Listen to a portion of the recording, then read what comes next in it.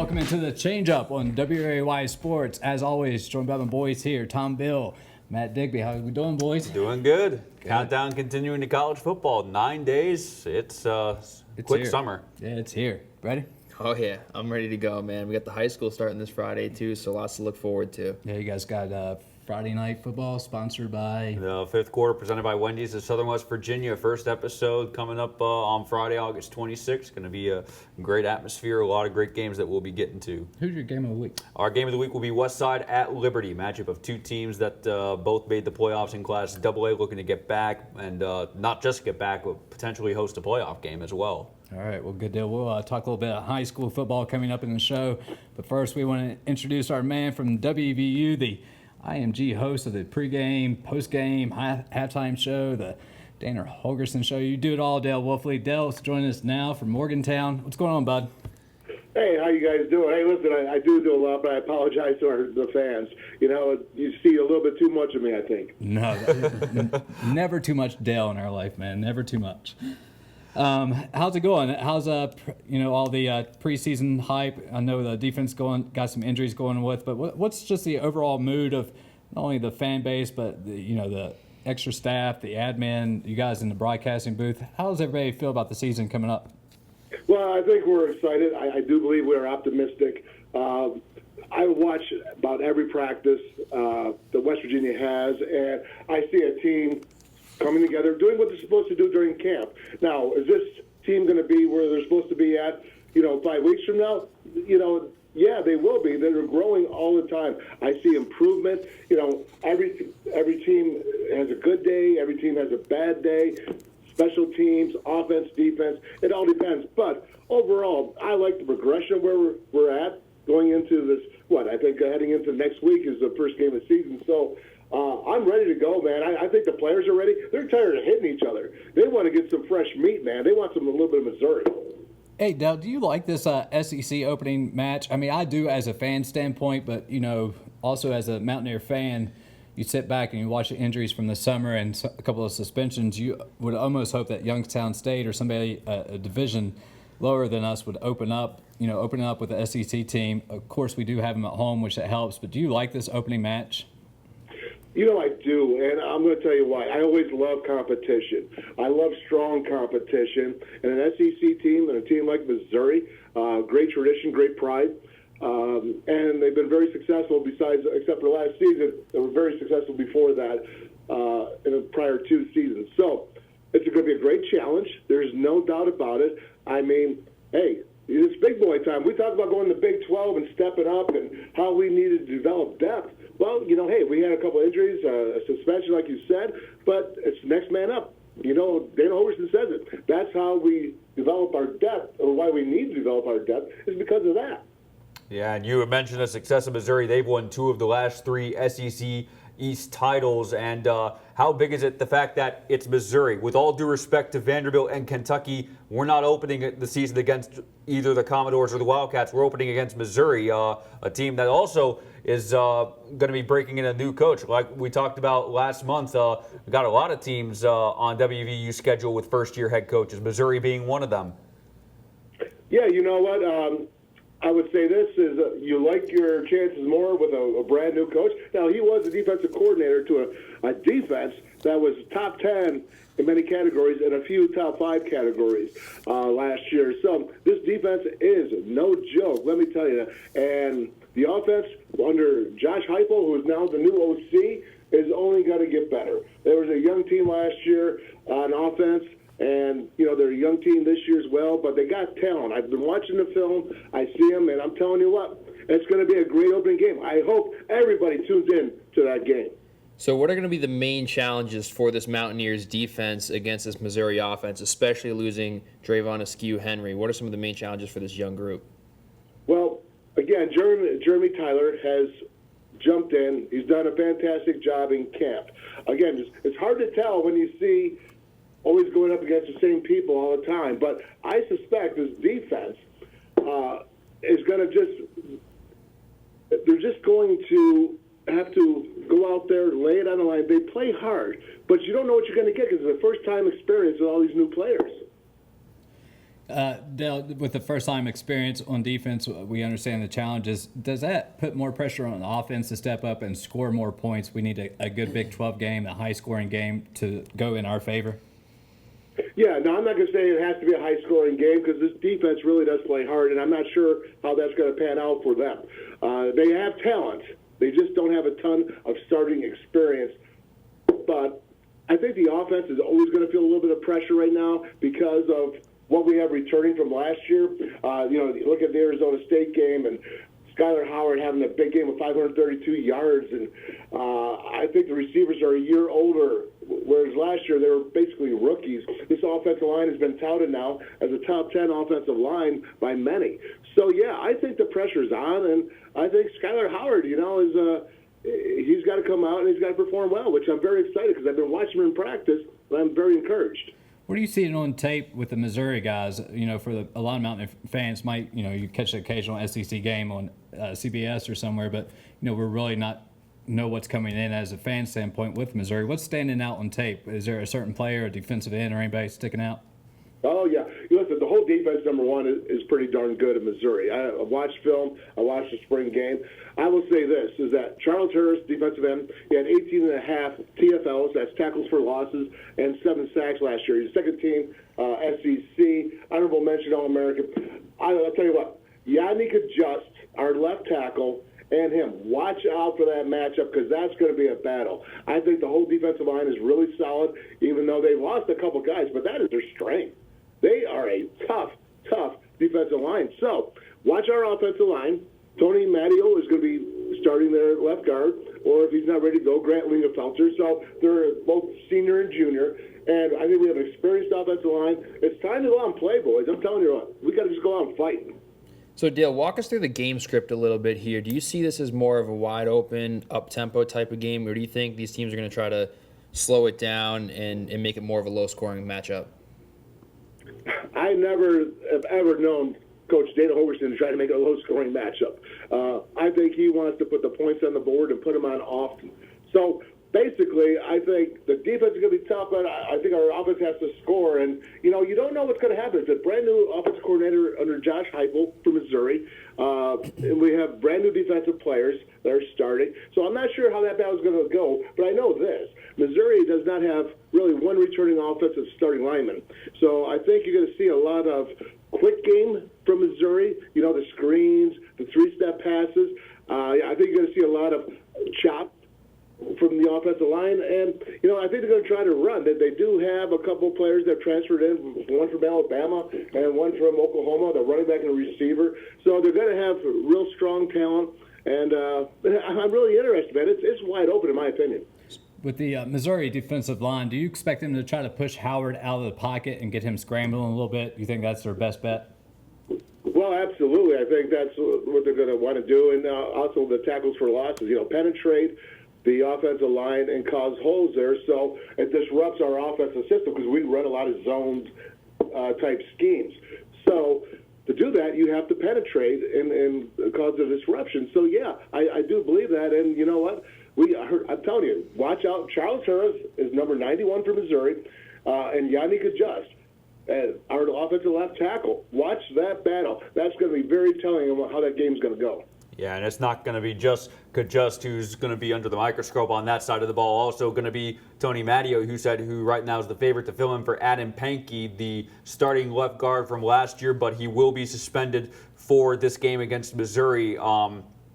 Dana Holgerson was very firm about, wanting his players to set an example and, the kind of behavior that Pankey showed when he was arrested last week is not going to be tolerated. What kind of message do you think that sends, not just to the team, but also to the player or to the fans of the team, that Holgerson wants his team held accountable for their actions? I have always known Dana Holgerson to be a coach that doesn't put up with much. He wants discipline. I know that he stresses that out. I know he talks to his team. I'm right there when he's talking to them. I know what he's saying to them, and he's always telling them, watch your behavior, don't do this, do that, whatever it may be. He's on top of it. He's got his finger on control. But at the same time, Adam made a mistake. He's going to have to suffer through a suspension of a game. And let no doubt, now he's a good young man, and he just made a mistake, and so he'll be back, and the Mountaineers will be ready to receive him once his suspension is over. Now, in terms of consistency, do you think we see the same punishment if this is, say, a practice squad, second, third string player who gets in a DUI, gets in the same situation? Do you think they would have a more harsh penalty than Pankey would? Now, I think he's getting what is appropriate. Now, Dana Hogerson said we were going to address his situation after the Missouri game, so we don't know what the final decision is at. So it could potentially be longer. Do you think one game is enough? Hey, that's not my call. That is Coach Hogerson's and what's appropriate in the situation. I'm not familiar with the situation. Yeah, it's been a big topic all across college football this year. You've had some kids from Alabama and where else? Michigan. Everywhere somebody's getting in trouble. Maybe that's something for the NCAA to maybe do a standardized regulation or suspension. But I think I'm on board with you. That's definitely the coach's call from here on out until something changes. With that said, Dale, let's have a little bit of fun. You know Mr. Herbstreit, right? I know who he is. I've never met him. Well, he seems to want to tell us that the best kept secret, he has Skylar in there, but he also has Isaiah Ford, Elijah Wood, Ford from Virginia Tech, Hood from North Carolina. We got Howard, Ty Summers, TCU, and then Azim Victor from Washington. That's a surprise to me. I don't know any of those guys. Yeah, I mean, I know who Ford and Hood are, but only because we cover Virginia Tech as well. But, yeah, what's your take on the Howard being nominated for Best Kept Secret in terms of the national stage? Well, I think that's great for Skylar, and he's a fine young man that, he works really hard. I have a lot of respect for him. I'm going to tell you, so last season, there was times when he had a temporary brace or cast on his throwing wrist. Okay, so people want to sit there and say about his inconsistencies, and I'm going to tell you what, I see a gamer.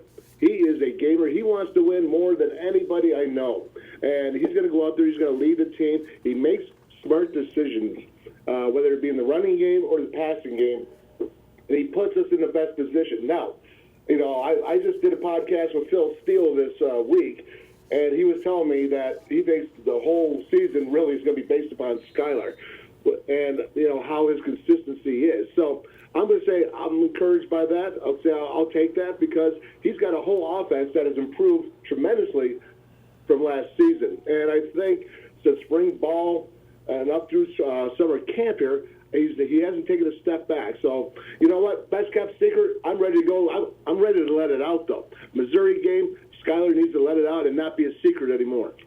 Absolutely. And do you think he has a sense of the pressure that's on him to really step up and carry this team? And how do you think he's handling that? Well, I won't honestly know until the first game or second game and the third game, but I know he's a leader, and this offense looks to him, and they understand. Again, I think this is a mature offense. You got running back Justin Crawford coming in, along with freshman Kennedy McCoy. There's so many weapons. I mean, do you realize the receiving core? You have Durant. You got Jennings, White, Gibson. Smothers, Sims, Rogers. I mean, how do you get all those guys on the field? I mean, you have in the backfield Elijah Wellman as a fullback and Michael Ferns. You're going to see some power run and you're going to see some explosive passing. I mean, it's a great opportunity for this offense to shine. I'm only encouraged. Again, we won't know until the game, but I'll tell you, watch out, guys. This offense could be really something special. Can you share with us? I know Phil Steele releases his annual publication. Can you share anything he might have said about the Mountaineers? No, he said he likes the team. He said Skylar Howard, he wants to see him be more consistent, which I believe he will be. And, he was definitely said they could do well they got the right home games and the right away games. So, he was encouraging, but he was also cautious. That's a good word, cautious. What have you seen in Skylar's development over, say, like the last month or so that encourages you as far as him being a more consistent player this season?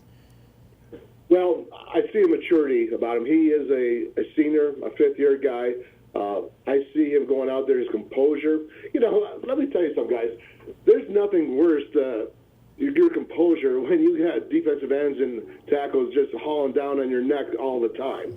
I mean, that puts a clock inside your head. It runs a little bit faster, and you don't obviously make the best decisions or best throws when your feet aren't planted and ready to go. But I think with this offensive line, what they can do with this and the protection they can give, I believe that Skyler's making better choices. I believe he's seeing things better. And you know what? I got to tell you the truth. The receivers are making better routes, better timing. And we're speaking with Dale Wolfley, the host of the IMG Mountaineer pregame, halftime, postgame show, and Dana Holgerson show.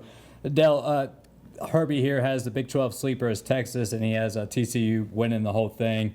I could probably see TCU, and I think everybody expects Texas to take that next step. What do you see out of the conference after we talked to you last month? Anything change? You know, I haven't seen anything change. Nothing has changed from the summer camp. But I will say this. TCU is a popular choice right now. I think Oklahoma is as well. And watch out for Oklahoma State. They are a talented bunch right down there. And I think that's going to be really a very difficult away game for us there in Stillwater. Do you see a couple losses for most of the Big 12 teams? Maybe the one who wins the division will have, in my opinion, I think somebody's going to have 2 losses and still win the division. Do you see something similar? Well, sure, because it's a round-robin competition. You know, I actually love that. I know, other people prefer to have 2 divisions and they're going to, make a championship game. But for me, hey, round-robin, I'm going to play every team. Every team has strengths and weaknesses that affect it. Iowa State has strengths that, another team would have difficulties with because they play hard, but they don't always win. So it's really tough. But if you play everyone, I think that's the truest, fairest way of all. And yeah, I can see a 2-team loss being the champion. Yeah, but at the same time, though, how do you anticipate that looking in the eyes of the committee? Because you saw the fact that 2 years ago, Bob Bowlesby, the Big 12 commissioner, decided to crown Baylor and TCU co-champions. They miss out on the playoffs. Oklahoma getting into the playoff last year, but they lose, and wasn't necessarily that close of a game against Clemson. How will, if it is a 2-loss or a 3-loss Big 12 champion, how will that affect, do you think, the College Football Playoff Committee? Well, if you got 3 losses, I think you're going to have a tough time getting into the Final Four. So I don't care what division you're in. Even if you're in SEC, if you have 3 losses, that's going to be very difficult. So I think, you know what, hey, we got to go up. The Big 12 has not performed very well in some of the last couple of years in the bowl games. So I do think that's an issue that the Big 12 needs to do that and be successful. But, someone's going to get hot and someone's going to make a run, and it's going to be a solid team. If you win the Big 12, you're a pretty darn good football team.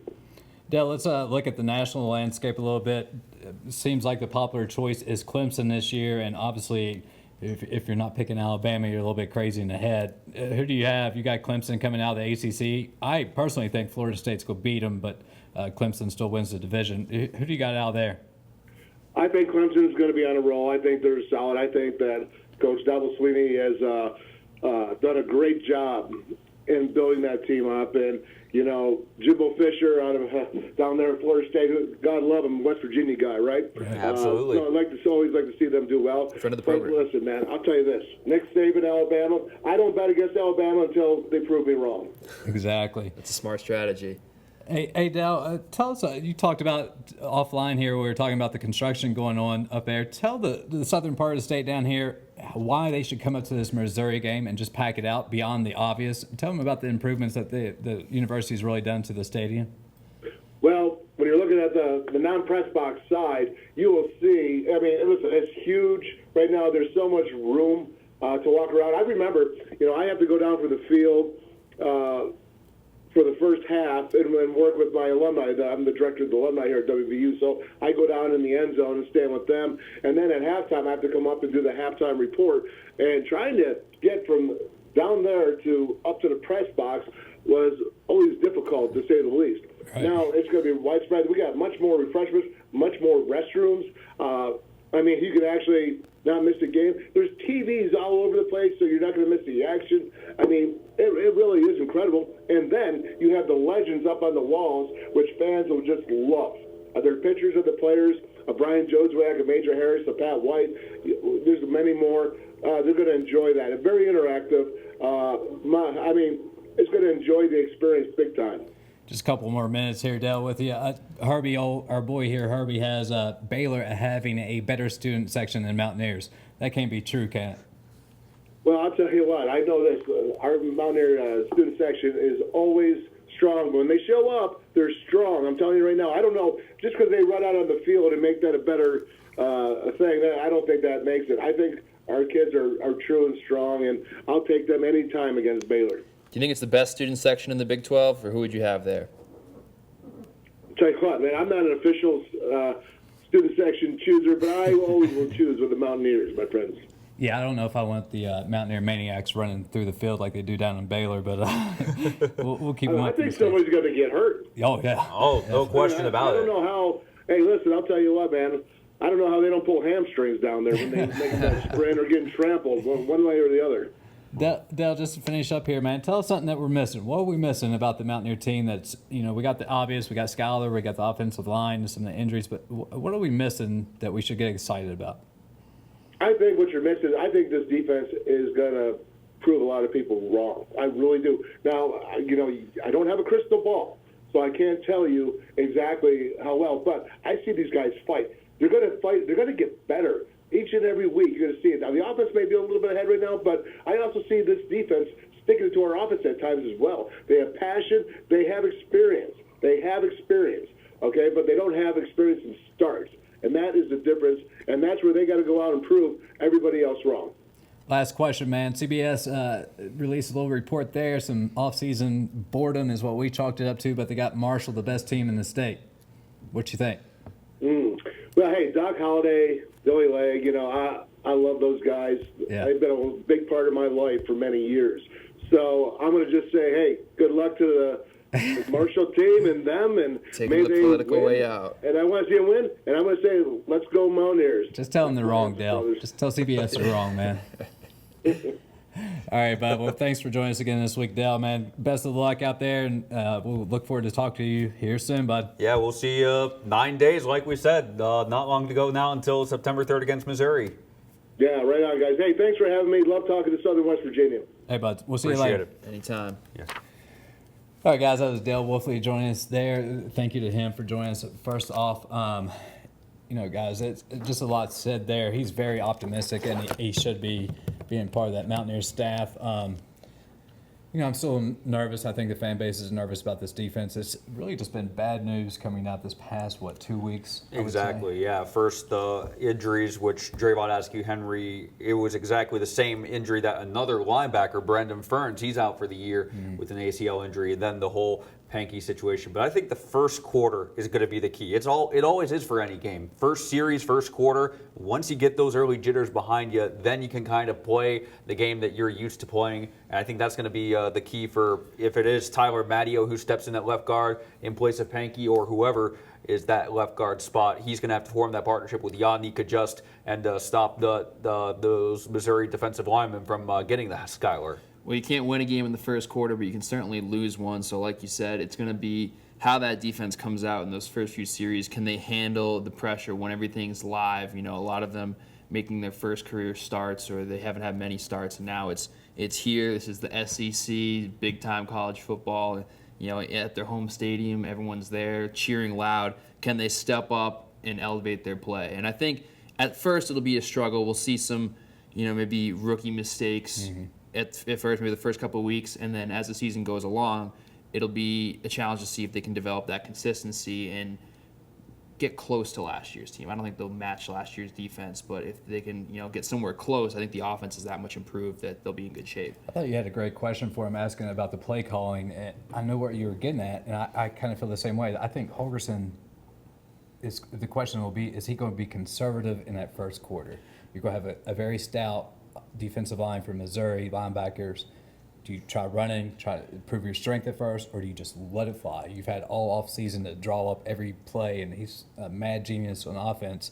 Do you just let it fly, or do you just conservative? Prove your right, and so the concern about opening it up is that maybe you expose your defense on the other side of things. It turns into more of a wide open game, and then all of a sudden the ball's getting chucked all over the field, and this young defense is being tested a lot more than you might like to see them tested in the early weeks. But With Missouri only returning, I think he said one guy on offense. Yeah. So their offense is still a big question mark. So I would be a little less concerned about that. But yeah, anytime you open it up and you have a young defense like that, is cause for concern. Yeah, I would argue that they might try to open it up because they have so many guys, like Dale mentioned, coming back. Not just Howard, but you also have Gary Jennings, you have Shelton Gibson, you have Russell Shell and Elijah Wellman. I could see them as either, wing backs or put Shell out as a designated receiver. That might be an option. I mean, Shell really has to have a big year. He's expectations transferring from Pittsburgh and coming back here to play for the Mountaineers. He has to have a big year. He's kind of missed the spotlight a few times and gave up the spot. Has some injuries he's gone through, but he's also a power back. So that's my thing. Does Holgorsen establish the offensive line and defensive line battle right off, or he lets it fly? I know what you're saying. Baylor put up 66 on the better Mountaineer defense last year. You let it fly, and all of a sudden you're watching the scoreboard. And one thing we haven't really touched on it that much, but the Mountaineers need to win this game. Yeah. They need to win this first game. Missouri is a good team. They're in the SEC and all that. They're not Alabama though. They're not LSU. They're a beatable team, and it's a game where you go out and you win this. You give a lot of confidence to this group, especially the young defense. You give them confidence that they can step up and they can play together. You lose this game, it kind of sets things back a little bit. So if they're really trying to establish momentum and have a real successful season, it starts with this first game, and I think it really is a must-win for them week one. Yeah, I mean, like you're saying, Missouri's a decent team in the SEC. Though they're not Alabama or LSU, but they're not Vanderbilt or Kentucky either. I mean, this is not a walkover game. Well, they're going through transition. They had the controversy with the president there, and then Coach Pinkel resigned or just kind of left, really. So that's why if you want to be legitimate, you have to win this game. Yeah. You can't lose to a good but a beatable team. You have to go out and win those types of games if you want to compete for real. And that's why I say let it fly, because for me that shows the offense that the coach has confidence in him, the confidence and ability to let it fly. If you go out and run it 3 times, just try to get a couple first downs and cross the midfield line and establish field position, that could set the whole season. You don't have confidence in us to come back, and make that first play. Is that what you see it as? I think so too. And again, if Howard is comfortable the way he performed specifically at the end of last season when he was doing very well, and the way he played in the spring game when he was really taking charge, and the other quarterbacks playing in that game, specifically William Crest, who had a chance to maybe make up some ground, they really struggled. They let the pressure get to them in that spring game at the Greenbrier. So this is going to be Skylar's job to lose, just like it was last year. And Herbie has him as the biggest surprise, but I think now Skylar's had a bit more national attention coming into the season, certainly compared to last season where there was basically none. But now that he's come in and he's shown what he can do and he has a little bit of attention, people watching him, he needs to come out that first game and really establish himself and kind of reprove that he's for real, that what you saw at the end of last season wasn't a fluke, and he's ready to not only match that but take it to the next level. Yeah, you put up some numbers in week 1, 2, and 3. All of a sudden you're competing with what's his name down in Clemson? Deshaun Watson with Heisman numbers. You're on the national landscape then. You're going to be talked about every day on College Football Live and all the other different platforms. And don't get it twisted. He's not better than Deshaun Watson. Right. He's a really good player, and I think that he can lead this offense, take this team a real long way. I mean, he's not Deshaun Watson, but yeah, he could put up some numbers that will stand out with some of the game's best. Yeah, even that little flip pass they do out of the with the running back out of the backfield, that counts. It does count for a pass. I'm not sure how or why, but if it works, It's all why about not this use yak. it? Yeah. You guys have score predictions, or we want to wait till next week for that? Yeah, I think I'll wait till next week. Wait till next week. Make sure no one else gets arrested for DUIs or anything like that. I think that's probably a good idea. Make any predictions. Plus, Dale got the jump on us watching tape of Missouri already. And I have not seen those tapes myself. I've not seen them either. Yeah, You got to get in the WOEY film room, break it down. No, we probably should. All right. Do that on a future podcast maybe and break it down for you. All right, guys, that's Dale Wolfley that joined us there. We want to thank him again, and hopefully we have him as a friend of the show. Is that what we want to call him? Friend of the program, recurring guest, all of the above. Dale's our guy for WVU. Definitely. All right, guys, when we come back, we'll go hit up Major League Baseball. It's getting down to the race. My man over here is wearing his Homer hat, and maybe we'll pick on him. And Matt, let us know something about fantasy football. He claims he's going in retirement as a champion. Yeah, he's Why not? the old one and done over here. Why not? In his 20s. Would you call it the Peyton Manning? Yeah, Peyton Manning, go out on top. How many guys Minus have gone those out first- on top? minus Peyton those first Manning, 18 years John that he Elway, played. Jerome Bettis. Yeah, we'll finish this crap when we come back, guys. You're listening to the Change Up on WAY Sports.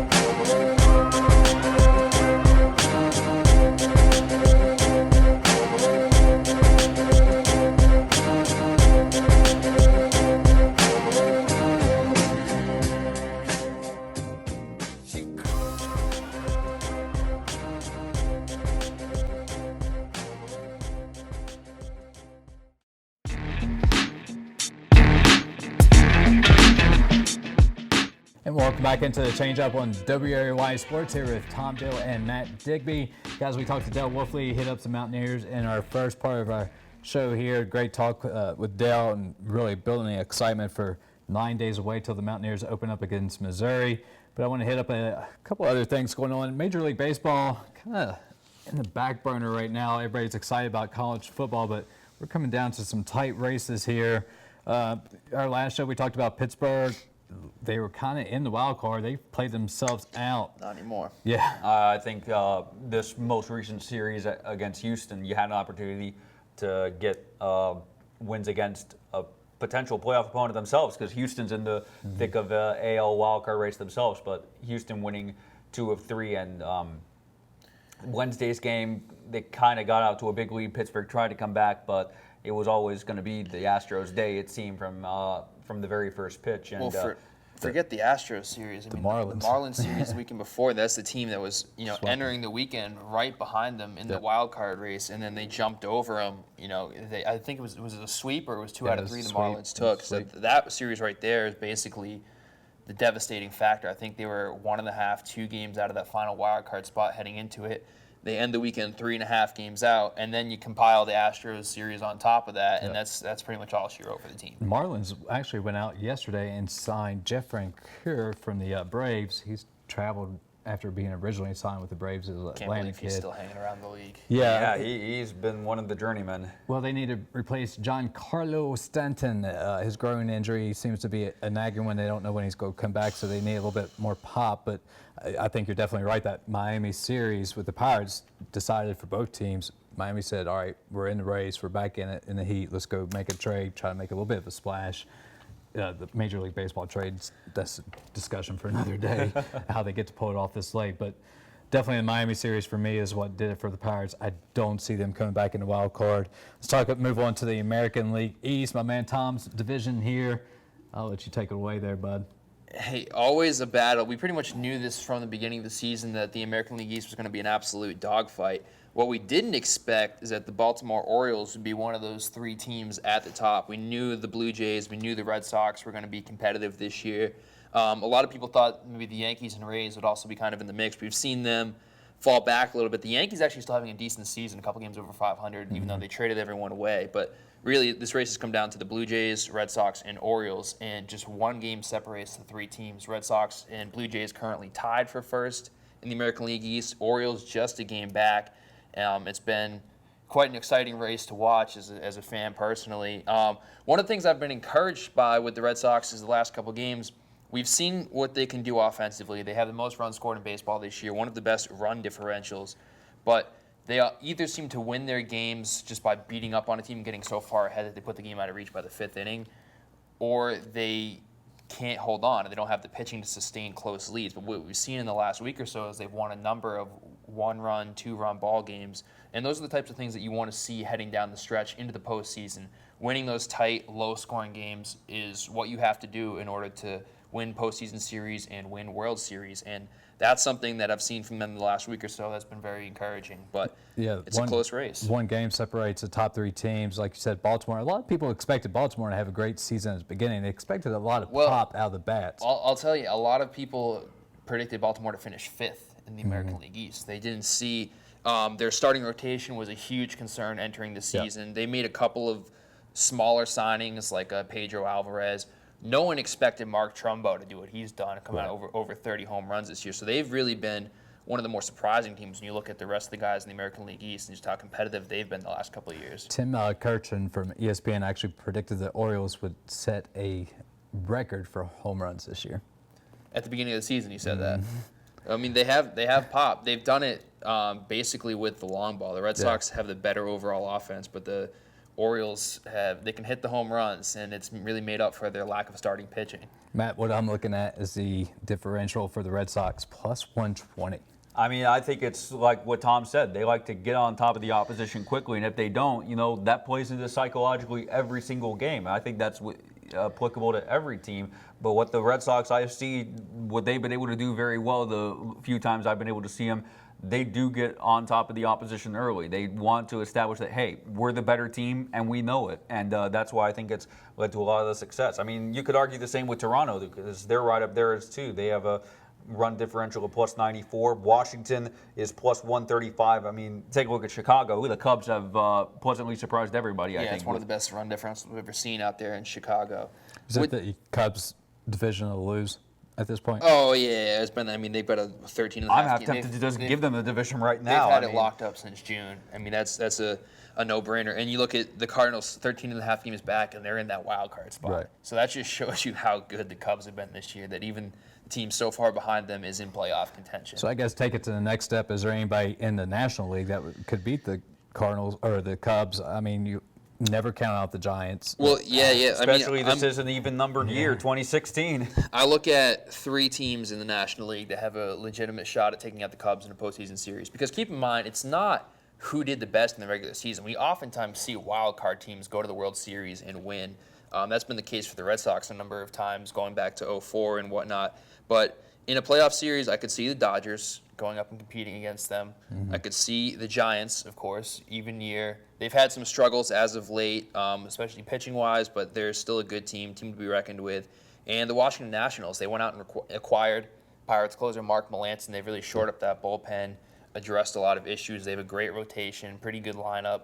I mean, in any of those teams, you condense it down to a small sample size of 5 to 7 game series, and anything can happen, really. So it just depends on who's playing hotter at those times. But those are 3 teams I think could give them a run for their money. If it is not the Cubs, which that seems to be the favorite for fans around the country, it's going to be the Cubs winning the NL. Do you think this would be the year where the Nationals or the Dodgers kind of shed that underachiever tag? Because how many times have we seen this recently where the Dodgers get into the playoffs and then for whatever reason the wheels just come off? Same for Washington. Kershaw has to get healthy. I'd start there, right, Tom? Yeah. I think Washington's more likely to do that this year. I still have a lot of questions about the Dodgers' rotation. They just put Brett Anderson, who just came off the DL, is now back on the DL. He lasted for all of about 2 starts, coming off of arthroscopic knee surgery. And the other pitcher they just put on the DL, I think Scott Kazmir just got put on the DL. They've had Rich Hill, who's been banged up all year. Brandon McCarthy's got injury concerns. And, of course, Clayton Kershaw, the ace. So you factor all that in, no Zach Greinke like they had a year ago, and their rotation is still a huge question mark. They have a lot of offensive depth. And, if they get those pieces together and get things lined up, they can make a deep run. But I see Washington as the more complete team, the team with fewer questions pitching-wise. So I think they're the most likely team to give the Cubs a run. So we got the Giants and Marlins and Cardinals battling for that 1-game play-in wild card spot. But I think I'm with you guys. The Cubs and Nationals will probably end up in the finals of the National League. And, how can you go against the Cubs at this point? Bryce Harper, it's going to be a showtime moment for him in that final series, I think. Do you see the Nationals beating the Cubs? I could see it happening. If I had to make a prediction, I have to go with the Cubs because, everything you look at on paper, what we've seen throughout the season suggests the Cubs. But like I said, at this time of year, it usually comes down to who's playing better baseball at that time, like the last 2 weeks or so heading into the postseason, and who can maintain that momentum throughout the postseason. That's who usually wins, not necessarily the most talented team. But looking at it right here, middle towards the end of August, you have to say the Cubs, the best team. Meanwhile, the AL, a lot more parity. You look at the Rangers right now, they do have the best record in the AL, but a lot of the talk has been, perhaps justifiably so, with the Indians and the way they've been playing, even though they've lost their last 2. The Indians are the best team in the American League, I think. They're the most complete team. Yes, I think so. They have, making some of the trade deadline moves. They didn't do anything too huge. Andrew Miller's a nice addition to their bullpen. I like where their lineup's at. They're pretty consistent top to bottom lineup, and their pitching rotation is phenomenal. I mean, they're in a really good spot with Kluber, with Carrasco, with Danny Salazar. They have a really good rotation. That's what you need to win postseason games. The Rangers are up there. Again, their rotation maybe is not as consistent top to bottom. They've got some good talent there. Their line was pretty decent, but I think the Indians overall are a more complete team. The Red Sox still have major rotation issues as far as making it through an entire series, so I would have to say Cleveland's the best team in the American League. And I think the Indians in general have a great system because hometown plug here, their AAA affiliate, my hometown Columbus Clippers, they just won their International League West Division title for the third straight year. So Yeah, a lot of that's not good helping baseball. Cleveland out in 2016. I mean, it might help them if they decide to call guys up in the next few days. Yeah, that's more of a 2019 problem. That's not a 2016 problem. David doesn't think so. No, I don't think David's going to agree with anything. Nothing in minor league baseball. Nothing in minor league baseball is impacting anything that's happening for the rest of 2016. That's true. Unless you want to count the Red Sox call-up of Andrew Benintendi, who's been on fire, starting almost every day for them out in left field. Did you see the catch he had the other night? Yeah. Robbing that home run off Steve Souza Jr. That was absolutely I've not phenomenal seen play. that. He's shown some flashes of greatness so far, and it's been only about a couple of weeks now that he's been called up.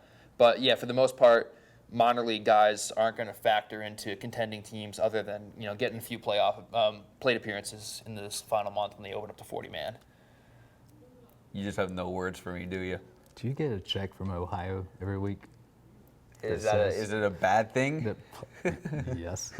Hey, Yeah. but I know football's coming around the corner. We're all excited about that. But this is the time of year where baseball actually gets real interesting, and unfortunately it gets overshadowed a little bit. I think people just get kind of baseballed out. Yeah. We get the whole summer. There's nothing else to watch, and then finally football comes back. No, I mean, I love the American League races. The East is just fun to watch. It is. You're scared that they're going to beat each other up, almost like a football type thing. That they're competing so hard to win that division that they just beat each other up. But I actually have the Red Sox going to the wild card and making it to the finals out of the wild card spot.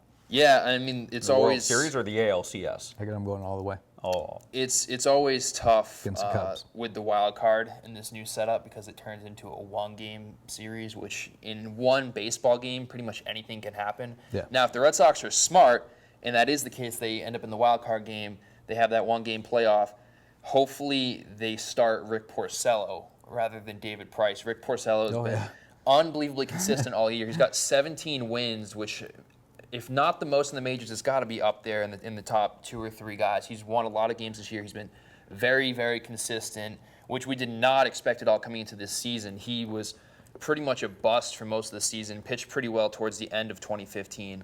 But this year he kind of picked right up from that point, and he's just been great all year. Hasn't lost at home. So especially if this wild card game ends up being at home, I think they're better served starting Rick Porcello than David Price. You can't trust Price in the playoff game at this point in his career. He hasn't shown it throughout his career, and he hasn't shown us anything even in this regular season. I mean, I know he just pitched outstanding the other night against Tampa Bay, but the main criticism of Price since he's been in Boston is that he can't handle the pressure of pitching in this big market in front of where it's almost 40,000 fans every single night at Fenway Park that pack out the stadium. That's why, and you just saw his last start, he pitched great, but where was he? He's back in his old stomping grounds at Tampa Bay where there's 10,000 people half watching the game. Yeah, 10,000 is probably until stretching. he proves that he can pitch well in front of a huge crowd, playoff type intensity, you can't give him the ball in that type of situation. Yeah, I agree. 100%. I think Price has to play that second or third game if they make it that far. That wild card game, of course, is a one-game play. And Matt, if the Red Sox and Cubs make the World Series finals, that's great for Major League Baseball. it really is. I mean, I'm sure, obviously, the neutral fan will wish it happened 13 years ago when the Red Sox 2003, were man. still We looking. should have had it in 2003. When they were still looking. Yeah, first the Red Sox letting the lead slip away Game 7 against the Yankees, and then the whole Steve Bartman incident with the Cubs. But yeah, I think it would be great because you're talking about two of the iconic franchises, the Red Sox and the Cubs. I mean, that's two of the clubs that when you first mention Major League Baseball, those are the ones that pop a year ahead, along with the Yankees, a team like the Giants, back when they were in New York, but also the Dodgers. But I think from an overall standpoint, it is a great thing. Red Sox Cubs just has a different feel to it than, say, all due respect, the Phillies Rays a couple years ago. Imagine 7 games in the 2 oldest ballparks in baseball history. Fenway Park, the oldest, opened in 1912, and Wrigley in 1914. That would just be, from an aesthetic standpoint, from a nostalgic standpoint, that would just be like the most magical series to watch. Yeah, that's all I want to see. Pirates fan excluded. I want to see the Red Sox and the Cubs in the finals. I actually have the Red Sox beating the Cubs in the finals to break their hearts, and the Cubs winning it next year. But this year, the Red Sox break the heart of the Cubbies and the curse of the GOAT. Well, I would love to see it. I don't know if the Red Sox have the complete team right now. I think there's still a lot of issues with their bullpen. Their depth in the bullpen is a huge concern, especially after they lost Carson Smith for the year. I mean, they could do it if they get hot and they can keep playing together, which so far they have been. They've done a really good job of playing through their adversity this season. They could certainly make it happen. Well, I guess that brings up a bigger point. If this division wasn't so tight, one of these teams could actually rest some players. Like the Red Sox would benefit from resting Ortiz because he keeps taking a foul ball in the shin every other week, it seems like. Yeah, you don't have that luxury when you're in this type of run. Fortunately, September, the rosters open up to 40 men, so just by virtue of that, you'll have some younger guys getting a chance to play and get some at-bats. I think they've been pretty smart, though, how they've handled things. Like you saw the other night, Chris Young started the game in left field, and then late in the game, they bring on Benintendi as a defensive replacement in left, and he robs that home run. It would have turned it from a 3-0 game to a 3-2 game. So we've seen some of these defensive moves work out and resting guys where appropriate and trying to keep guys fresh for that stretch run. Well, guys, let's move on from Major League Baseball. Let's talk some NFL. We're looking at the ESPN.com. They ranked the 25 best players. They got Ndamukong Suh as number 25, and Mr. Hype himself, J.J. Watt, number 1. I don't think there's any doubt that J.J. Watt is probably the NFL's. He's certainly the one that garners arguably the most attention, apart from the quarterbacks. Certainly, and how rare is that to see for a defensive player to receive that kind of attention that you normally reserve for the star quarterback of a team or the star running back of a team? So you got him number 1? I would have him number 1 as well. I mean, taking a look at the first sentence that Sarah Barship wrote here, age of 27, he's done something that only Lawrence Taylor had done previously, winning 3 Defensive Player of the Year awards, because there's so much parity on that defensive side of the ball. And for Watt to kind of be that force, the dominant figure on the defensive side of the ball in the NFL, is pretty remarkable. Yeah, I mean, it's always tough to compare these different positions, apples to oranges and that type of thing. That being said, I think J.J. Watt's probably the most overall talented football player that we have. I mean, no one else that's not a quarterback can affect a single game more than he can. I mean, he's just a disruptive force. He gets in to the pocket almost every single play. He can stop the run. He can stop the pass. He's, for as egotistical as he is, I think he's a good teammate and he's a good leader. Good guy to have in the clubhouse. Personally, some of his box jump videos and things like that, they get a little old after a while, but I like J.J. Watt. He's a good player. He works hard, so I have no problem with him at number 1. His secluded cabin in the woods, as he likes to put it, has like 18 bedrooms and like 20 cars, so it's not that secluded. For me, guys, if you say number 1 player in NFL, it has to be a quarterback. They have Aaron Rodgers ranked number 2. I would actually put him number 1. I think Aaron Rodgers and the Green Bay Packers are my early pick for the Super Bowl. I think he's going to have a big year, especially if he gets Jordy Nelson back. For me, it starts and ends with quarterbacks. Those HGH meetings with that defense. They've got a couple question marks potentially. Mr. Peppers on the Peppers, Clay Matthews. I don't know, man. Yeah, there's a certain Stiller in there not happy about that. Mr. Harrison told the commissioner to meet him at his house. I don't think that's going to go down that way. I guess what sticks out to me, and I get to bust on Tom a little bit, is number 6 is Tom Brady. You were telling me before the show, Mr. Brady's not happy about not playing his preseason game this week. He is not happy about everything I'm hearing from up north, is that he would like to have a series or 2 in this Carolina game on Friday. The Patriots prefer to give Jimmy Garoppolo at least the first half because, he's the one playing these first 4 games. He needs the reps. They want to get him the reps and try to get him comfortable heading into that first game. Brady, though, he's the ultimate competitor, and he wants to play every single time he has an opportunity to. And I don't think he's adjusting well to not being able to play these first 4 games, having to sit out and kind of watch things from the sideline. It sounds like there's a lot of frustration with him on a day-to-day basis. So he wants to get back and play. as far as the ranking goes, I don't really have a problem with him down here at number 6. I think the way I look at this is just from a pure talent, tools, ability standpoint. Aaron Rodgers is a more mobile quarterback. He can probably throw the ball a bit further. Yeah. He's shown he can be a little more dynamic. I think Brady is the more valuable player just because of what we've seen him do in the postseason, the way he can really run a game and take over a game. And Rodgers could be there when it's all said and done. He wins a couple more Super Bowls. He's right in that conversation. But yeah, talking about skills standpoint, I take Rodgers ahead of Brady.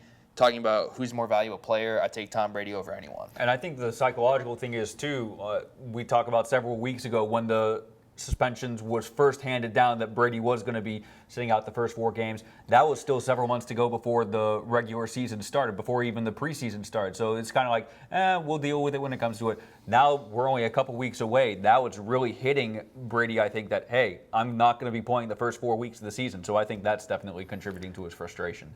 He doesn't like it, and I wouldn't expect him to. He's the ultimate competitor, and he hates to sit. He knows he's not going to lose his job, but on some level, he's thinking about how he got his job in the first place, which was Drew Bledsoe gets hurt, can't play for a couple of weeks, Tom Brady steps in and plays well, and then he gets to keep that job. That's not going to happen in this scenario. Brady's a much better player than Bledsoe ever was, as good as Bledsoe was for the Patriots. Bill's not going to take that job away. You saw the press conference a couple of weeks ago when someone asked that question, if Garoppolo would be starting in Week 5. So yeah, clearly Brady's going to keep his job, but he knows the way Bill works. He's seen not only Bledsoe, but other close teammates who are good players, contributing players, get cut at seemingly odd times. Right. He's just frustrated. He wants to play. Who's better looking, Matt? Jimmy G or Tom Brady? Honestly, I haven't seen a photo of Jimmy G. I'll tell you right now, Jimmy G. That is a gorgeous man. You like it? Yeah, he's got the look, man. He looks like a quarterback. He's starting to play. Tom Brady. He's starting to play maybe like not now. He's Tom 39, but several years ago when he was still in his prime. Tom Brady's one of the most handsome men of all time, but Jimmy G's got that. He's got that polished look. He's a young guy. Brady, like you said, 39. Brady's still got the the experienced look, and it helps that he's married to a model. But Jimmy G, he's a good-looking dude. He's starting to play like a good-looking dude. Hopefully that carries over to Week 1. The whole Brady Rio dance, did that take him down a notch? No, when you're Brady, you can do those things. You can do that cheesy old dance. You can do whatever you want, man. You can jump off cliffs and scream like a little girl, and you can grow your hair out long. Do whatever you want. So you didn't see a picture of Jimmy G? I haven't seen a photo of Jimmy G yet. We'll get you a picture of Jimmy G. Absolutely, yeah. Hold up your one phone while we're talking. I'll do that right. Your honest opinion. All right. Who's better looking? Good-looking guy. Well, I want to move back to the quarterback conversation. Just looking over this list, they got Cam Newton at number 10.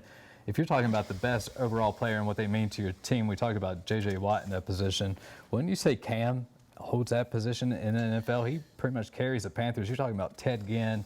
I know that we'll get the Benjamin back from the injury from last year, but that's a huge addition to that offense as well. See what they did last year without Kelvin Benjamin, and Benjamin had such a great rookie year. I think having him back is going to make a huge difference for that offense. But obviously, he carried the team to the Super Bowl. Yeah, no, he did. I love Cam Newton. I think he got a lot of criticism, a lot of flack after the Super Bowl. Some of it deserved. I think some of it was maybe a little overblown, and I think he realizes where he made mistakes last year handling that post-game press conference, and I think he's going to come right back this year. He's going to be the same Cam Newton that we've seen. I think they're in good shape, though, man. I think the Panthers are in good shape. They rely a lot on their running game. So it's not just Cam, it's Jonathan Stewart, it's some of these bigger, Tolbert, these big fullbacks that they bring in. So they're kind of a more balanced offense. And you talk about who's the most talented quarterback, I would still put Rodgers and Brady up ahead of him, even though Cam's definitely a better athlete. He can run a lot faster. He's got the tools as far as arm strength and stuff. We still see occasional mistakes as far as decision making. He's gotten a lot better at that. Yeah. He had, this was obviously his breakout year in 2015, and we'll see if he can continue it this year. I say the Panthers take a step back, Matt, especially not adding anything. They lost Josh Norman. I don't think that's the biggest loss in the world. They can get over that. Yeah, but they didn't add anything. You mentioned Stewart and Tolbert. Those guys are old. Man, they are injury prone. Well, that's why they use so many different backs. They mix guys in, and I think they're going to try Jonathan Stewart, as a pure runner, he's one of the best running backs in the NFL. He's probably top 10 as far as just a pure runner. He doesn't do a lot in the pass catching game compared to like a Deion Lewis or a Mark Ingram or someone like that. But you'll see production out of him. You'll see production out of the other guys, and of course Cam will be running again. I don't know if he'll have 10 touchdowns like last year, but I think the Panthers will be fine. They don't play in the best division, so they should win that division. They probably won't win 15 games, but I could see them winning anywhere from 10 to 13 games this year. Actually, I have the Falcons coming out on top of that division. Do you see Really? the Panthers making a Wait. return? I would say the Panthers right now take the NFC South and the NFC only because we haven't really seen a lot of parity in the NFC like we have with the AFC. I mean, you talk about the Vikings. Are they going to be able to put their underachievements behind them? Are we talking about the Cardinals? Carson Palmer and Larry Fitzgerald aren't getting any younger. I'd say it comes down to the Panthers and the Packers. I could see the Packers, but right now I would go with the Panthers. Let's talk about this. Why the Falcons? Break that one down for me. Do you believe in Matt Ryan? Yeah, I think Matt Ryan finally. I think he sees the end coming, and he knows this has to be the year. He finally makes that next step. The coach that got in there now from Seattle. I don't. How old is Matt Ryan now? He's got to be close Up to to 30 years 30s. old. He's not getting any better. We know what he is at this point. He's been around long enough. We know who Matt Ryan is. We know what he's capable of. We know he's going to put up some good numbers throwing to Julio Jones. But at the end of the day, he's not an elite level quarterback. No, he he's, isn't. he's a mid-tier guy who's, and that team around him isn't nearly as good as the Panthers are. To me, he's in the same position as Carson Palmer in Arizona. He's not the top tier quarterback anymore. If he can utilize his weapons and depend on the defense, like Arizona has the Honey Badger and all these guys on the defensive side of the ball. But their defense isn't that good compared to the Panthers' defense. It's not Luke Kuechly, Thomas Davis back there. But I think they take the next step up. I forget the coach's name now, but Dan Quinn. Yeah, defensive coordinator for Seattle for so many years. I think he gets that defense back on track. All you got to do is beat the Saints, man. You beat the Saints a couple times. I think that you definitely get at least one from the Saints. The Panthers are going to do the same thing. They're going to march right down there and handle business. March into the think this is Superdome, gonna be and another struggle of a year for the Saints, and the fans will definitely come out with the questions, why are they going to the Greenbrier? Yeah, the Greenbrier is going to take another hit this year because the Saints are in a tough division and didn't do anything with their defense. I think this is the ugliest division in football. We saw the Panthers get in the playoffs the year before last with the losing record. I think we see something similar this year. Maybe one game above 500. I see Atlanta coming out on top in that division. Well, I strongly disagree with that. I could see them as the second, third team, probably the second team in that division. I also think Tampa Bay is going to make a little bit of a jump this year. Second year with Jameis Winston. You saw Mike Evans had a good year last year, didn't convert a lot of his catches into touchdowns, so I think you'll see some positive regression there. I think he'll be in the end zone a lot more. I think Jameis Winston's going to take another step in his development and be a better quarterback this year. And their defense isn't too bad, so I could see the Tampa Bay Bucs being second or third in that division, right with Atlanta. Saints probably fourth in that division. If they didn't have a coaching change and they got rid of Lovie Smith, I think Tampa, for years you've been hearing Tampa's going to finally make that next step. They're going to make that next step, and especially on the defensive side. Well, they didn't have a quarterback, though. Yeah. I don't see Jameis stepping it up and getting them in the playoffs. What was that kid from Mike Glennon? Yeah, Mike Glennon from North Carolina State. 6'13". He kid's enormous. I think they all just beat up. I think they each, division-wise, have one loss. They all lose to each other at least one time. We'll see. We can talk about this a little bit more, but I definitely do not think the Panthers pulled out, but you guys do. Just looking at some of these other guys on the list, you got 18, Ben Roethlisberger. I think if he gets his fat butt trimmed down a little bit for the season, and Antonio Brown is poised to have a big year. If his head doesn't get too big, I think the Steelers will make a little bit of noise. Is there anybody that sticks out to you, Matt, on this list? We see A.J. Green for the Bengals at 19, Russell Wilson at 21. I think he takes another step back personally. I think so, yeah. I think 21 is a decent rating for Wilson. I would love to see, just in general, the whole sentimental fact, Eric Berry continuing to come back after he fought cancer and had to miss a lot of the season after he was diagnosed with cancer in 2014. Just the whole sentimental fact that he's going to be back for the Chiefs, that's going to be a great thing to see. It'll be interesting to see what happens with his contract after the season, too. Yeah. The Chiefs are going to be in a tough spot trying to re-sign a few guys. We might see Berry get either released or franchise tagged. So after this year, it could be a sticky situation in Kansas City. For me, the surprise on this list is probably Ndamukong Suh at number 25. I was a little surprised to see him up this high. He had a very disappointing season last year after signing that massive contract. didn't really do a whole lot for the Dolphins. I'm sure he'll probably take a step back towards being the player that he was in Detroit this year. I think he'll have a better year, but I don't know if he's one of the top 25 guys in the league anymore. Well, I guess that answers or poises another question. Do you see Miami making noise in that division, especially with the Brady suspension?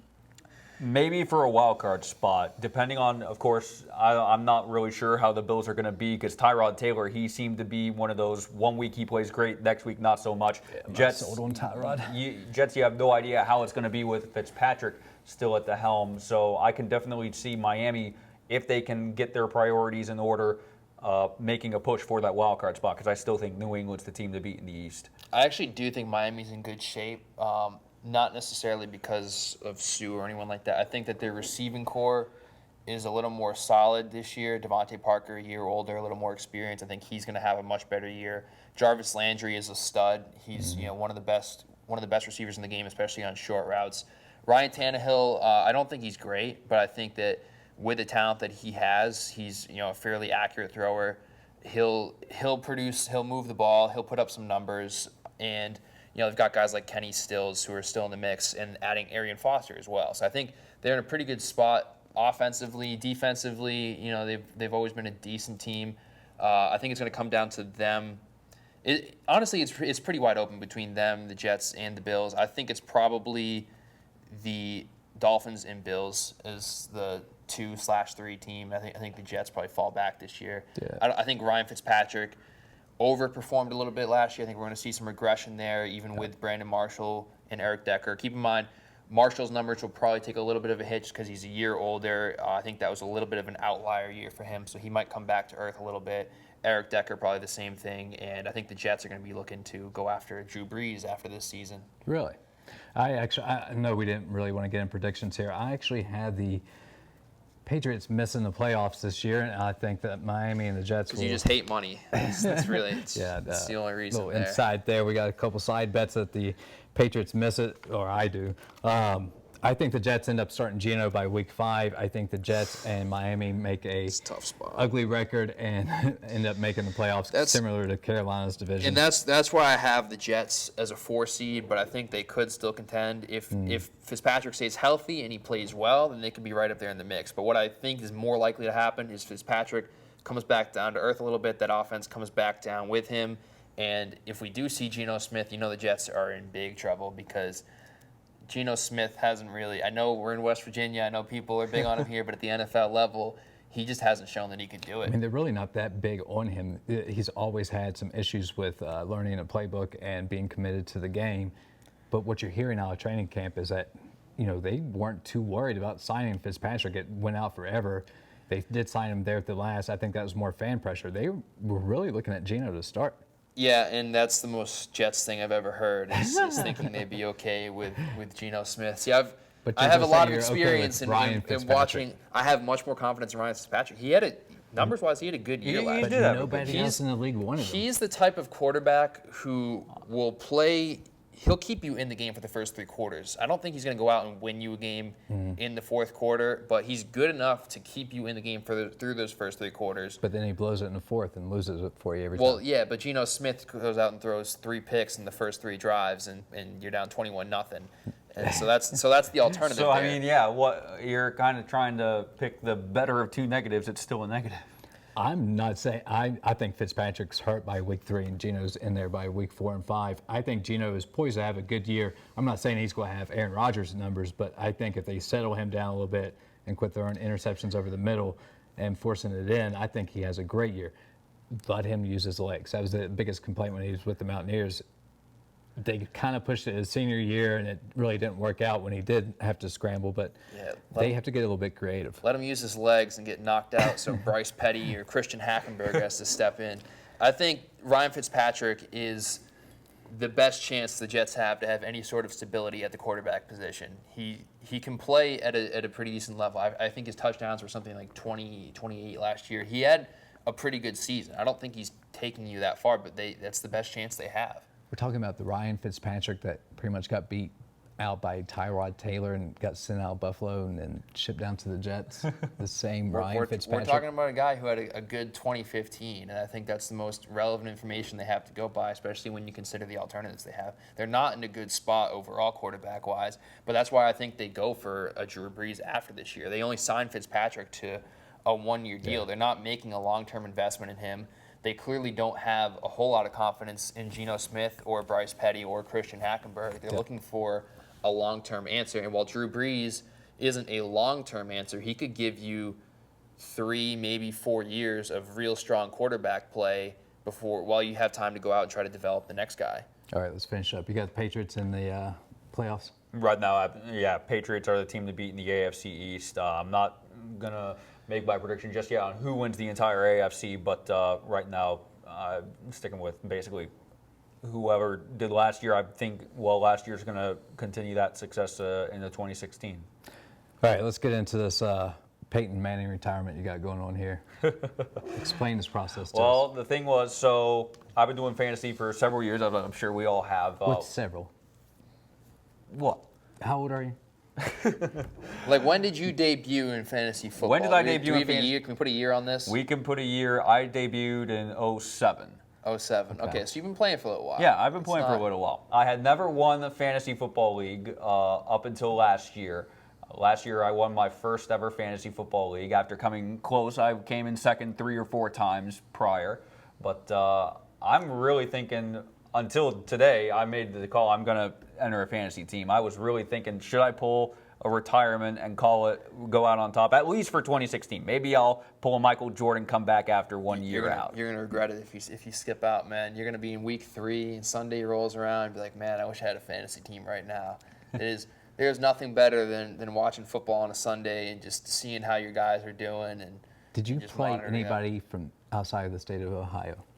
I did. I played whoever ESPN.com matched me up with. So whether they were in Hawaii or Alaska, I don't know where they were. You're retiring against strangers? Exactly. If you can't beat us, you don't get to retire. That's a new rule. Fair enough. Here on this day, whatever day it is, August 25th, we decided Matt Digby cannot retire until he beats us. We got to get a league knowledge. That's right, guys. We check will us have out. a league. At WOY Sports on Facebook and Twitter. Matt and Tom's go start a WOY league. You guys compete against us, and good luck, because I will beat you badly. We'll see about that. Who's your first pick? You got number 1 overall pick. Who are you taking? Antonio.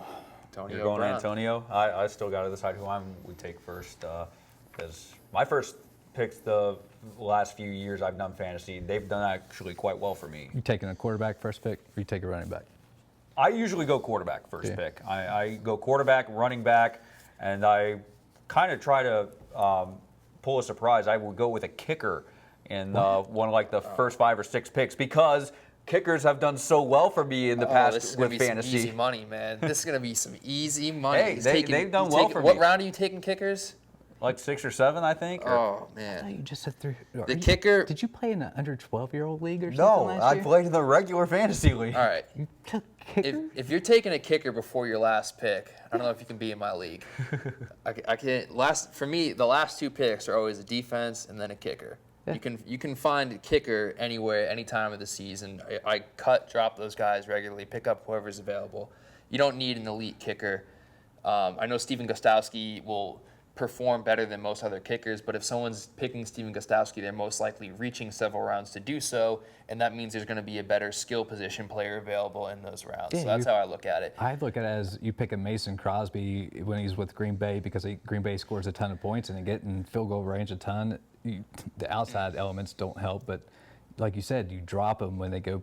You find Vinatieri or somebody playing indoors. Well, that's what I would do a bye week. Anytime there's a bye week, I would drop them, find someone who was playing that week. I'm not going to give away my whole strategy, I was but about to say the basically, same thing. I'm not going to give away any more secrets. what I like to do is I let the board come to me. You know, whatever's there. Oh. I don't like to reach too far for guys. I'm not going to just take a position because I need a position. If something's there, I'll take it. And if it's not there, just wait, because you can find value at a lot of different rounds. It's just about how much you want to invest in a certain position. So I like to kind of let the talent, come to me wherever it's at, whatever position it's at that time. I hear you. I like that statement. So Let the there you go. board come to Tom. Tell me your first pick. Oh, I'm not going to make my first pick public right now at this moment in time. I think I'll announce that when the time is appropriate. I'll say it right now. I got number 1 overall. I'm taking AB. It's got to be AB. Okay, if you got AB, Antonio Brown for the Steelers, and we'll say Gronk, you're still taking AB? Oh, yeah. No, You throw Homer allegiances aside, you still take Oh, AB. fantasy football, man. I'm objective as it can be. I want to win. I don't care about having. I almost never have Patriots on my fantasy football team. Like maybe 1 or 2 guys, but I think I had James White for a couple of weeks late in the season last year. But for the most part, I don't have a lot of Patriots guys because I play with people from Boston, so they're always reaching ahead to take their, I always have someone who's going to take Tom Brady in the second round, even this year probably when he's suspended. So I usually miss out on those guys because I'm just looking at who's the most overall talented, and my Boston friends are just scooping up all the Julian Edelmans and the Gronks. And I'm also going to be looking at, who doesn't get picked that's available for waivers week 2 or week 3. Because what happened the year Peyton Hillis had such a big year, I think it was 2010, I got him week 2 from the free agency, and he put up those monster numbers. There's always one guy every year. Last year, in my league anyway, it was Devonta Freeman. I don't think anyone drafted him, or if they did, they may have cut him because I think the first week he didn't really do much, and he was coming off of a rookie season in which he was a bit of a disappointment. I drafted him late in my draft his rookie year, and he didn't really do much. I think I cut him by week 5 because he just wasn't really playing that much. And then 2015, he comes out week 2 and establishes himself as the best fantasy running back for the whole entire season. So that was every year. There's going to be one of those guys on the waiver wires. You just have to be vigilant, and if you get one of those guys, that can make a huge difference, and you can make a run off that. The player that stood out to me last year, I think a lot of people slept on Big Ben when it comes to fantasy. He was throwing up 7 touchdowns in a couple of those games, and the points were just outrageous. Okay, so what do you think about the loss of Martavius Bryant? How much does that impact him? How much does that impact Antonio Brown? Yeah, I think Bryant's size and he could stretch the field, no matter if it is going to him or not, will definitely impact him. You want to see the tight end out Ole Miss step up for him. I think they kind of condensed the game a little bit more. I think all this. They've still got some weapons there, though. Yeah, I mean, they they've definitely got do. Marcus Wheaton, Sammy Coates is supposed to take a step up this year. They've got some talent on that receiver I think position. Coates takes a step. Wheaton's got to stop dropping the daggone ball. First off, he definitely has a case of the drops, but I think the Steelers are actually going to start running the ball more, going back to the still curtain, depending on the defense. That's why in my personal opinion, the defense has been really lacking, especially nose tackle and linebackers. Well, it hasn't been good for a couple years now. Defensive backs have been horrible. Yeah. You're still dependent on guys like Ike Taylor, who recently retired as their number 1 back. It didn't work. So they had to open up offense. I think they close it down a little bit more this year, and Ben doesn't scramble as much and get his hit as much because we saw him get hurt. So I think Brown's numbers actually go down. I think Ben's numbers go down. Do you think D'Angelo Williams can replicate his production from last year in those first 3 games? Yeah, I definitely do. I think he's one of the oldest running backs in the league now. I think he's 33. Yeah, him and Stewart down in Carolina played together for years and years, and a little thunder and lightning. But I think he's had a great offseason from what I could tell. And, you really don't know unless you're with these guys every day. But I think his offseason's been good, and he knew this was coming. You know what I mean? He's ready. The Steelers are ready for it, and I think even if they don't use him a ton, that he will step up in place and do just fine. I don't think any pressure's on him. You guys had that number 1 fantasy pick. Just give him a hint. Just get to end the show here, and we are going to start that league on WOY at WOY Sports. Just details coming on Facebook and Twitter in the next few days. If you could suggest one player to close it up here for your bringing it home, who would you suggest the viewers at home pick? I would say a quarterback that's been in the league a while, but still can perform at a high level. We talk about Drew Brees able to perform at a high level, still coming off one of his best seasons in 2015, even though the Saints struggled. Aaron Rodgers, of course, is a strong candidate. I would argue Tom Brady, if he wasn't suspended the first 4 games of the season, might be a strong choice as well. So you went mainly quarterbacks? I will go quarterbacks. All right, what I would tell you is do a couple mock drafts and see where those quarterbacks are actually being selected. Because I'll tell you right now, it's not the first round. Yeah. If you're not picking Antonio Brown first overall, I think you're making a huge mistake. Odell Beckham, Julio Jones, also among the top 3-4 guys that would be on my short list. Quarterbacks, I think you can wait on a little bit. Even if you don't get one of those top guys, you can find a lot of value later on in the draft. Guys maybe like a Derek Carr or someone like that. So I don't think you necessarily have to reach on a quarterback. If you do, though, I would suggest do some mock drafts and see where those guys are actually getting picked. My suggestion would be is that most of your opponents are going to go for Cam Newton pretty much immediately just because of the hype and his running numbers, kind of adds up. If he does have a good game, the numbers add up fast. He can win a week for you easily with Cam. But I'm like Tom. I think you wait on a quarterback, go Antonio Brown. I think Gronk's always a solid player. When he stays healthy, he will definitely put up the numbers. If Jimmy G's thrown to him or Brady, they're always looking for Gronk. I don't think the other side of the ball is really going to hurt them. And then I always go, I'll get a receiver, then I'll go quarterback because week to week, you have to depend on a quarterback. So I usually pick them kind of early. They're the most consistent players in fantasy football. Definitely. And I'd go Aaron Rodgers, and I'd go Big Ben. Is there a quarterback out there other than... You really wouldn't take Brady, would you, because of the suspension? Well, I think there's value to taking him if you can get him at the right spot. Who's that third quarterback? I don't think you select him where you would normally pick him if he was playing all 16 games. But the thing is, if you can get him at the right spot in your draft and then wait later on, take a guy. My advice, if you're taking Tom Brady, pick him as late as you can get him. And then later in the draft, maybe one of your last few picks, select another guy that has a pretty good schedule those first 4 weeks, a guy that can come in and contribute those first 4 weeks. And then it basically negates the suspension part of it. Yeah. You have a backup quarterback for when Brady does come back. And in the meantime, you can up your talent around him a little bit because guys are going to be off Brady a little bit. So that'll allow you to get some more skill in other positions, and then you still have that elite level quarterback when he comes back. I think we just talked ourselves into a conversation just out loud or just looking at paper. Who is that third quarterback in the league that sticks out to you? I mean, you've got a lot of talent. I think Drew Brees is going to be up there again. I think he's got his talent level is still there. Russell Wilson is going to be one of the top QBs. Andrew Luck I'd also put in that tier. I think he's going to have a bounce back season from last year. I think Andrew Luck, yeah. Yeah, Andrew Luck. And definitely Breeze playing with a lot of personal motivation, the end of his contract with the Saints, if he wants to stay in New Orleans or if he wants to, we've suggested possibility of him going to the Jets or another team. To me, those three guys are all pretty much the same as far as what we can expect from production. I think Luck might be the safest of the three because I think he probably is the highest floor. Whereas I could see Breeze as a potential injury concern as he gets older. I could see Wilson maybe taking a step back this year. But I would say those three guys are pretty much at the same level of production. Right there. All right, guys, we covered a lot today. Very excited about the Mountaineers coming up. And make sure you guys watch Matt and Tom on Fifth Quarter, sponsored by Wendy's. Of Southern West Virginia. Friday, August 26th, our season opener. Our Northside Chevy game of the week will be Westside at Liberty. Tom will be at that game. Looking forward to he's that looking one. forward It's to gonna it. be good. Yep. And our music, your man. My man, John Canada, a.k.a. Ben Gill, out of Gritty City Records. They're in Richmond, Virginia. He makes a lot of great hip-hop beats. He's working with some cool artists down here doing some really cool stuff. So check him out on SoundCloud, John Canada. And we want to thank Showtime Music for the mic that we forgot to put right here. It's a beautiful mic, folks. Usually Believe us. There. If you've seen previous episodes, you've seen it, so you know how beautiful Yeah, it they is. better be watching, right? So subscribe, YouTube, SoundCloud. We're gonna have some more episodes up there soon.